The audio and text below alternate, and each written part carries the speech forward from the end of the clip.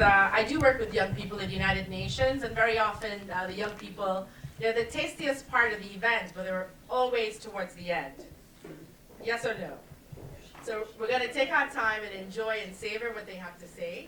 And I want to thank you for staying with us, because really you have really powerful women here on this panel. I've read already what they're going to be talking about, and even, after so many years at the UN, I was inspired.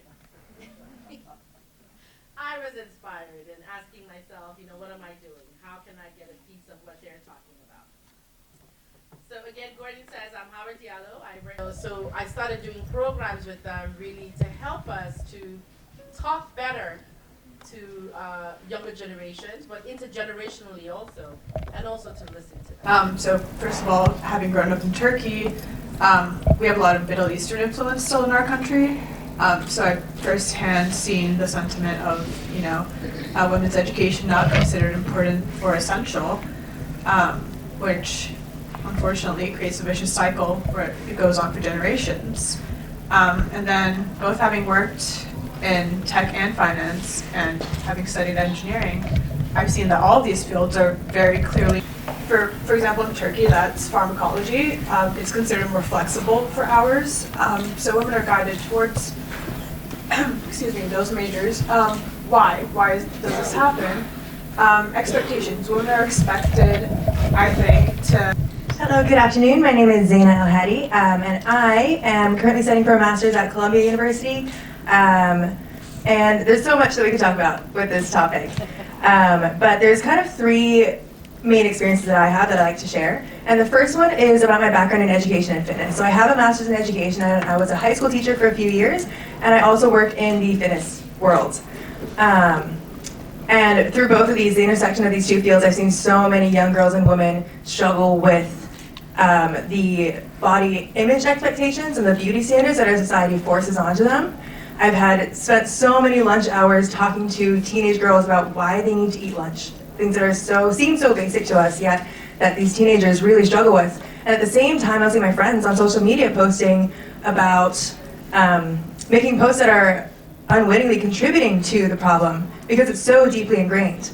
And we're constantly emphasizing, especially on social media, the stereotype that thin equals healthy, when we know for a fact that's not true. The second experience I want to talk about is kind of like Lara, my experience in a male-dominated field where I volunteered as a firefighter. And this experience really helped me to recognize the issues of harassment, assault, dismissiveness in a career that is so male-dominated. And especially in a field where you have to really trust your colleagues, and having that teamwork is really vital.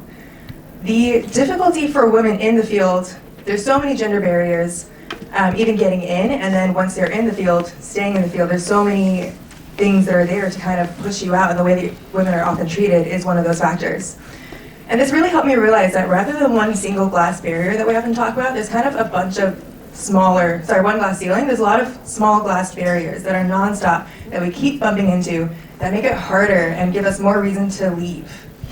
And part of what comes into that is when we aren't given the space to make mistakes. So we're constantly having to prove that we know what we're doing and that we have a voice. And if we do make a mistake, it's often attributed to the fact that we're a woman rather than the skill is hard, and even men struggle with it.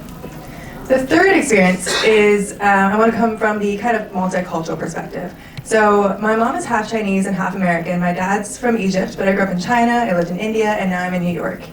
And I've kind of seen these same issues everywhere. They just show up in different ways. But these are global challenges that women and girls face. And we often have the idea that the West is more enlightened and that, sexism isn't really a thing in the US. And it is, otherwise we wouldn't really be here today. But a lot of the times it shows up in ways that aren't as blatantly obvious as some places. But a lot of women, including myself here in New York City, get harassed on a daily basis. And there's very often the threat of violence or actual violence that we face. We're still very deeply objectified and can very easily feel unsafe. And without the basic foundation of safety, we really can't do much and make much meaningful progress in other areas to work towards gender equality. Let's hear it from Zaina. Now, thanks so much. I've got a mentorship question for you, but I'm gonna, just like technology, throw you off into another lane, and I know you can handle it. We're talking about mentors. I have one of my mentors here as well, Ms. Judy Kariansky, who actually is responsible with Gordon to bring us this powerful panel we have in front of us. As a matter of fact, 3 of the strong women on this panel are students of Judy's at Columbia University. So I can only imagine what the knowledge she's transferring over to them. So she has to leave because she has another commitment, and there's no way she can't say something before leaving. Over to you, Judy. Oh, thank you, Hawa. I actually have to teach class. So, and the class is about psychology and the United Nations. But Hawa, you are beautiful inside and outside, really, and everything that you are doing for children. And everybody here, as I looked around the room, really is beautiful. So I think you should give yourselves a hand for your beauty inside and out in the spirit. Since I was asked to give closing statements and have to rush class, I'd like to make some overall points. One has to do with the environment that we are in, that we started from, thanks to the Council General, thanks to Minne for arranging this, and for Riyadh, and all the comments that Gordon made and everybody about what is going on in the country right now. So we have been aware now of Turkey because of the horror, but there are beautiful things about Turkey, having been there and in Istanbul. I think that's relevant to what's going on here and what Nihat is doing. One is that Turkey, if you are standing in Istanbul, you can stand on a place that connects the East and the West. So this country is a bridge for us between the East and the West that I think is extremely important.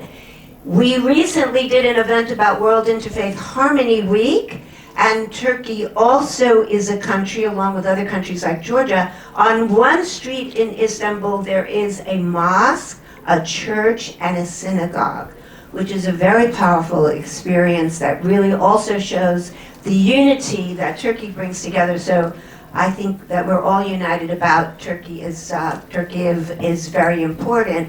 And I'd like to actually make a commitment in action as our ambassador, Sadiq Wai, your relative and our buddy for whom Gordon and I serve as advisors to his being the ambassador of Sierra Leone to the United States.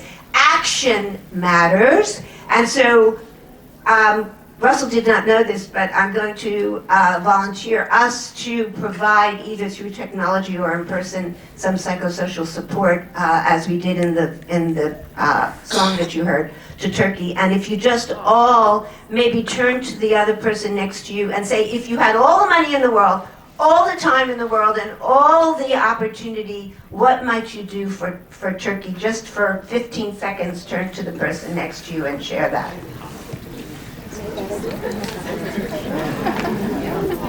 Just share with me. All the money in the world, all the power, all the time. Okay. Thank you. Action matters. So that's my first point about the country. The second theme I'd like to point out has to do with technology. Oh, it's wonderful that you want to continue to talk about this. I totally love it. Everybody's got energy about it. So like Hawa said about the title, the second point I want to point out is about technology. Since we all went through the importance of technology because of COVID. So technology certainly, as we've heard about the metaverse, we heard about internal technology, we heard about NFTs, which is very important, especially for women now. I would like to make a point as a psychologist, and that is that these machines are not enough for our future. For the future, it says here, the women of the future of not only Turkey, but all the world. And that is people to people really matters. All research shows. Kids, yes, thank you. We cannot rely on this. This is destroying our children in lots of ways. They do not know how to talk. They do not know how to say, I love you. They do not know how to express themselves because of this. They need to talk to people and express themselves and relearn reading and language and arithmetic and science and technology, STEM, which now is STEAM with art. So that's my point about this. Research has shown that kids have to do social emotional learning, which means that they have to relate to others and to their own feelings, which I know that the panelists before would relate to, in order to develop their cognitive skills. You agree? Yeah, Yay! You agree! That is all about your point. Thank you. Thank you for that power. Okay, my third point and summary I want to make is about lived experience. So you, Kaya, right? Yes, love. What a powerful, I mean, I'm blown away by your experience, really. By your sharing about your being abused by three generational, oh my, how ugly, okay? We could go on and on about abuse, which is very related to girls' empowerment, getting over that, saying no, and women. So the fact that you rose up above this, you are about to hear some of my beautiful, beautiful students here also share their lived experience, as Zeta did, about what has happened to them. So this issue of lived experience, not being the three S's I call them, stigma, shame, and silence. Let's get over those and really feel empowered.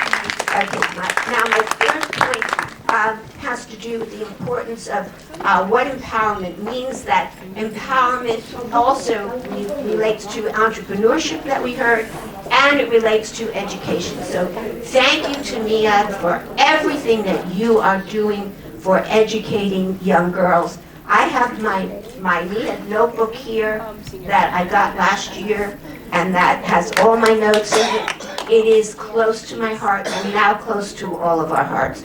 You truly, all of you, my beautiful students, I love you all of the panelists before, all of the organizers, you really are paying attention and helping the future of women all around the world. Thank you.